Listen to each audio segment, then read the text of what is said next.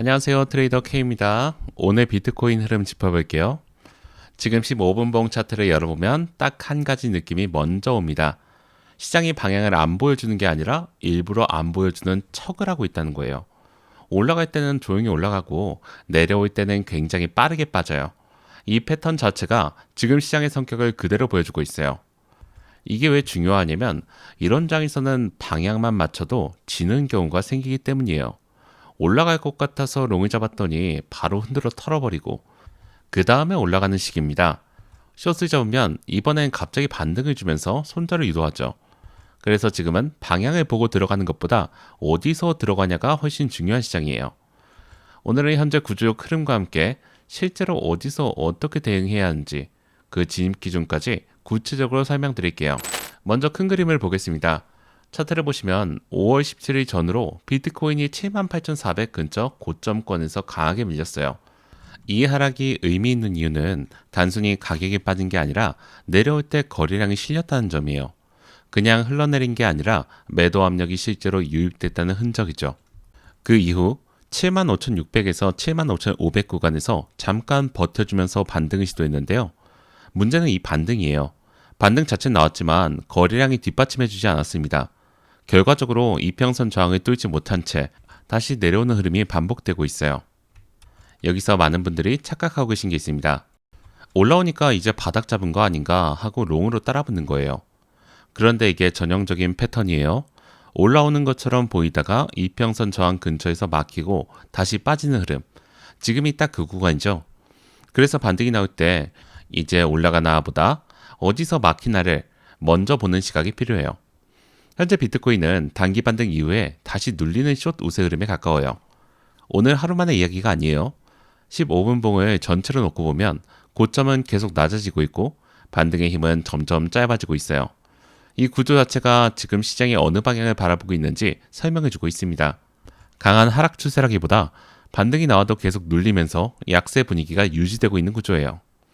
이런 장에서 단기롱을 잡을 때는 반드시 조건을 확인한 다음에 들어가야 돼요. 이제 차트 안을 좀 더 들여다보겠습니다. 지금 가격은 20일 이평선과 50일 이평선 아래에 위치해 있어요. 이게 왜 중요하냐면 이평선이 지금 가격 위에서 저항으로 작용하고 있기 때문이에요. 반등이 나올 때마다 이 저항에 막혀 다시 하락하는 패턴이 반복되고 있어요. 이평선 아래에서 가격이 움직인다는 건 쉽게 말해 시장의 평균 비용보다 낮은 자리에서 거래되고 있다는 뜻이에요. 즉 위에서 물린 물량들이 반등 때마다 팔고 싶어하는 의미이기도 해요. 그게 저항이 되는 거예요. 볼린저 밴드도 눈여겨봐야 돼요. 밴드 폭이 넓게 벌어져 있다가 지금은 좁혀지는 흐름에 있어요. 이 수렴 구간은 방향 결정을 앞두고 에너지가 압축되고 있는 시기예요. 겉으로는 잠잠해 보여도 조만간 어느 쪽으로든 크게 움직일 가능성이 내재해 있다는 뜻입니다. 이런 수렴 이후 방향은 대부분 직전 추세의 연장선으로 나오는 경우가 많아요. 지금 추세가 하락이었다는 점을 기억해 두시기 바랍니다.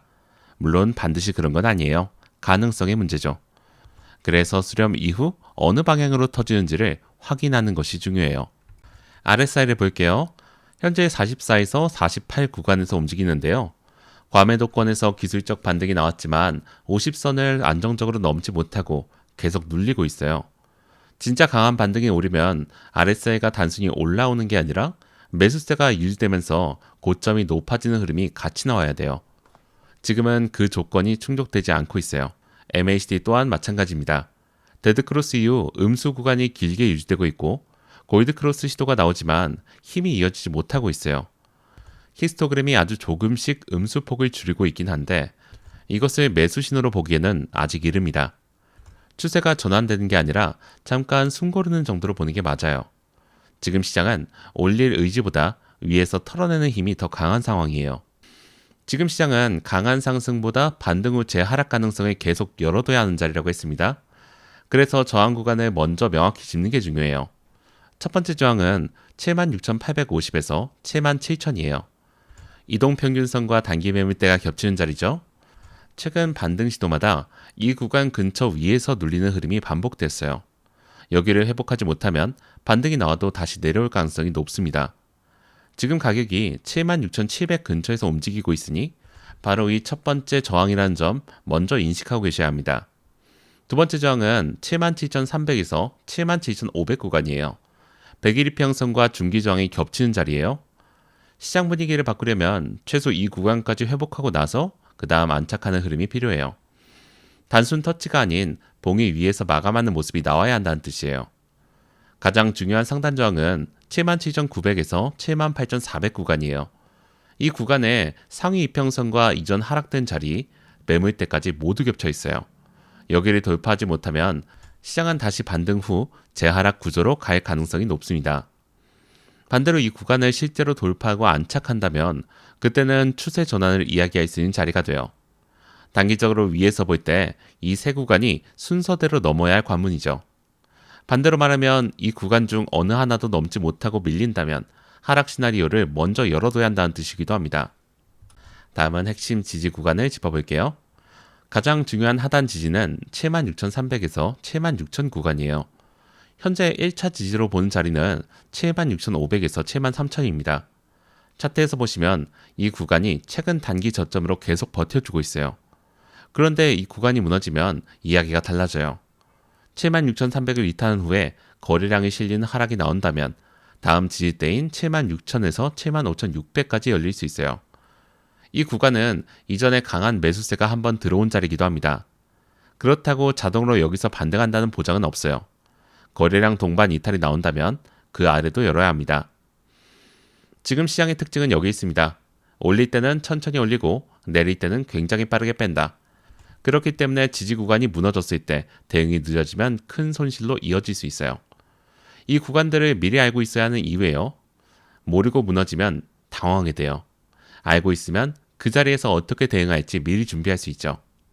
지금부터가 실전 얘기예요. 단기 진입에서 가장 먼저 확인해야 할 건 어디서 방향이 전환되는지예요. 그리고 그 전환이 실제로 전환되는지를 확인하고 들어가야 합니다. 눌림 진입 기준부터 정리할게요. 단기 눌림 롱을 고려해 볼 수 있는 자리는 76,500에서 76,300 구간이에요. 다만 조건이 붙어요. 이 구간까지 내려왔을 때 거래량이 줄면서 낙폭이 완화되는 모습이 함께 보여야 합니다. 거래량이 실리면서 강하게 밀리는 흐름이라면 눌림이 아닌 추가 하락 초입으로 봐야 돼요. 이 두 가지를 구분하는 게 진입과 손절의 차이를 만들어요. 돌파 진입을 볼 때는 77,000 위에서 봉이 안착하는 게 확인되고 거래량이 직전 반등 대비 늘어나는 흐름이 나올 때예요. 거래량 없이 슬금슬금 올라가는 반등은 신뢰하기 어려워요. 이럴 때는 77,000 근처 저항에서 다시 눌릴 가능성을 먼저 열어두고 봐야 합니다. 조건 없이 따라붙는 추격 롱이 지금 가장 위험한 진입 방식이에요.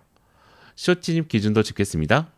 76,850에서 77,000 저항을 계속 못 넘기고 그 다음 눌리는 흐름이 확인된다면 그저 하단에서의 단기 숏은 논리적으로 가능한 진입이에요. 단 손절 기준을 77,000 위에서 명확히 설정한 상태에서만 들어가야 합니다. 손절이 없는 숏은 반등이 나올 때 버티다가 손실이 커지는 경우로 이어져요. 시간대별로 정리할게요. 아침 시간대는 비교적 좁은 박스권 흐름 가능성이 높습니다. 거래량이 줄어드는 횡보는 방향을 준비하는 과정이 많습니다. 이 구간에서 무리하게 진입하기보다 방향을 확인한 다음에 들어가는 게 유리해요. 지루하더라도 기다리는 것 자체가 전략이에요.